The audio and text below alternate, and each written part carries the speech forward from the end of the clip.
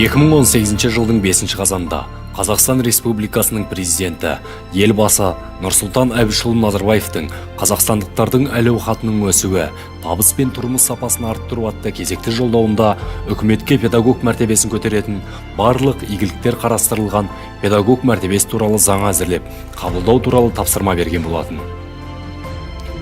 Еліміздің болашағы бүгінгі жас ұрпақтың қолында, ал жас ұрпақтың тағдыры ұстаздардың қолында.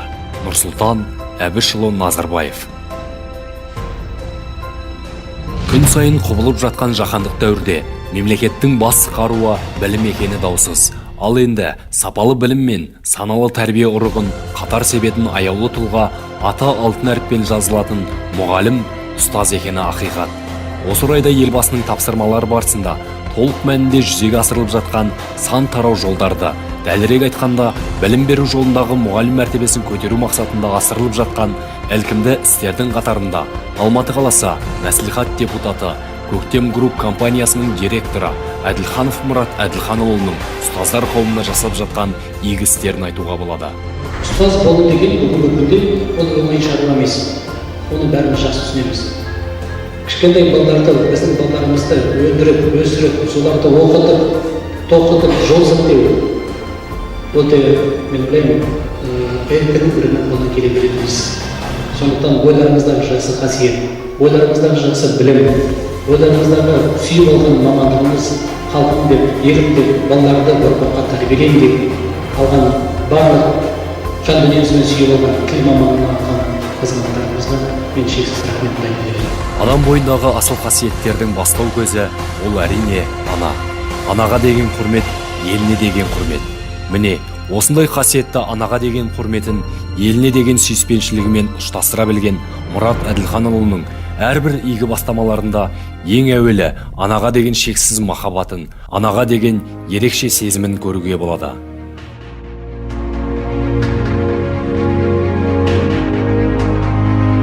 Екі мың 18 жылдың 5 қазаны мен 12 желтоқсан аралығында мұғалім мәртебесін көтеру мақсатында Алматы қаласы әкімдігінің қолдауы бойынша Көктем Групп компаниясының директоры Әділханов Мұрат Әділханұлының демеушілігімен Қасыл Қатықбаев атындағы ұстаз мәртебесі ұлт мерейі байқауы бастауын алған болатын. Ұстаз деген халықтың еңбегін бағалайтын, ұстаз ана алдында өзінің басын иіп тағзым етіп жүрген біздің Мұрат Әділханұлы меценат бауырымыздың осы бірінші рет емес, бірнеше ретке өткізіп отырған үлкен жиынына жиналып отырмыз. Бұл байқаудың мақсаты мен міндеттері жас ұрпақтың бойында рухани құндылықтар қалыптастыруда және бәсекеге қабілетті тұлға тәрбиелеудегі қамтамасыз ететін жаңашыл тәжірибені насихаттап, педагог мәртебесін арттыру. Мұғалімдердің шығармашылық мүмкіндіктерін ашу және педагогтық шеберлігін танытуына жағдай туғызу. Жас ұрпақтың бойында ұлттық рухани кодтың, ұлттық бірегейліктің сақталуын қамтамасыз ететін тәрбиелік әлеуеті жоғары педагогикалық тәжірибені зерттеу. Оқушының санасы айқын, бәсекеге қабілетті тұлғасын қалыптастыру, жаңашыл тәжірибені анықтау. Бәсекеге қабілетті, жаңашыл, озық тәжірибелі мұғалім мәртебесін көтеру. Байқау 3 кезеңнен тұрды. Бірінші кезең мектепшілік. Қазан айының 15 мен 25 күндері аралығында өткізілді. Байқаудың бірінші кезеңінің қорытындысы бойынша әрбір мектептен бір жеңімпаз мұғалім байқаудың аудандық кезеңіне жолдама алды. Екінші кезең аудандық.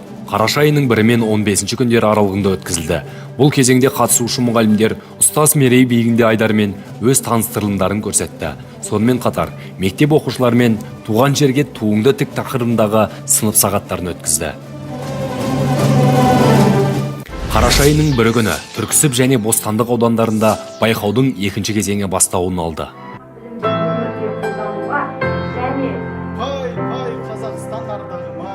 Сен менің шоғырымсың.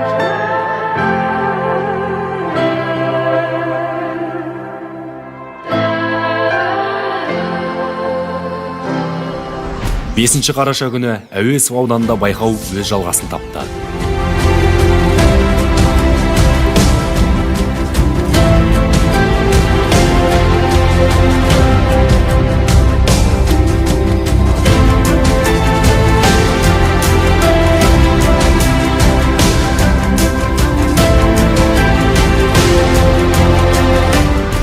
6 қараша күні Медеу ауданында өткен байқауға 8 мұғалім қатысып, өз бақтарын сынады.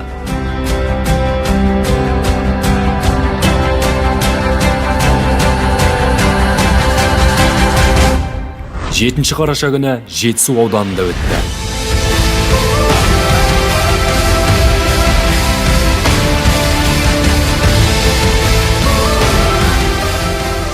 8 қараша күні Алмалы ауданында жалғасын тапты.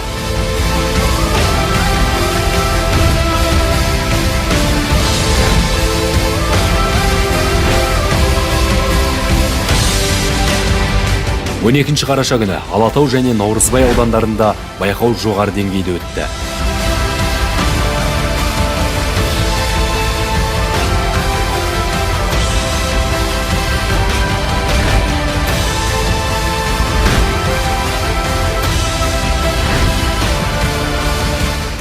Алматы қаласы орта білім беру ұйымдарының мұғалімдер арасында өткен байқауға 100-ге жуық үміткер қатысып, өз бақтарын сынады. Екінші кезеңнің қорытындысы бойынша қаламыздың 8 ауданынан озып шыққан 3 үміткерден барлығы 23 қатысушы қалалық кезеңге жолдама алды. Бірінші кезең ұстаз Мерей биігінде айдарымен мұғалімнің кәсіби шығармашылығының тұжырымдамалық негіздерінің, әдістемелік және технологиялық құрылымының таныстырылымдарын көрсетті.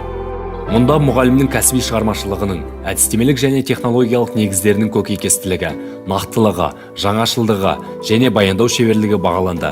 Кәсіби шығармашылық ізденіс бағыты көкейкесті, нақты, жаңашыл, тәжірибесі толық, педагогикалық шеберлікпен көрсете білген мұғалімдер келесі кезеңге жіберілді. Екінші кезең функционалдық сауаттылық, заманауи қоғам талабайлары. Үміткерлер таныстырымда баяндаған тұжырымдама негізінде ұйымдастырған ашық сабақтарын көрсетті. Бұл кезеңде мұғалімнің кәсіби шығармашылығы және әдістемелік негіздемелері мен технологиялық құрылымы сабақта қаншалықты жүзеге асқандығы, оқушының функционалдық сауаттылығын қамтамасыз ететін сындарлы да креативті ойлауын, коммуникативті және командада жұмыс істей алу дағдысын жүзеге асыру деңгейі бағаланды.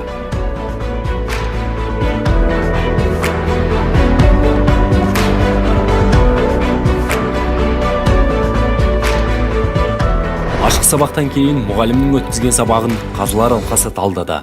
Әр мұғалімге жеке өз ой пікірлерін білдірді.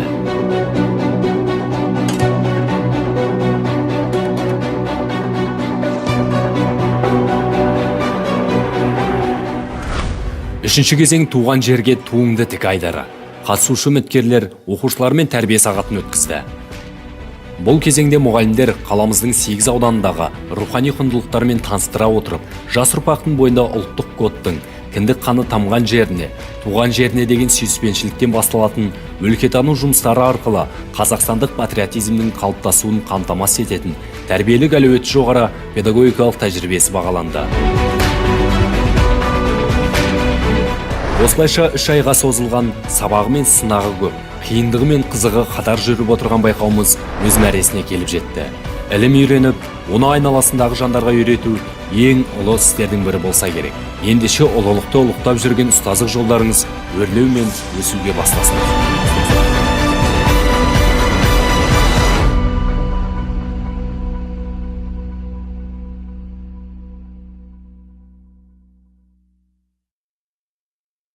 Мұғалімдер арасында Қасыл Қатықбаев атындағы ұстаз мәртебесі ұлт мерейі қалалық байқауының жеңімпазы көлік мінді.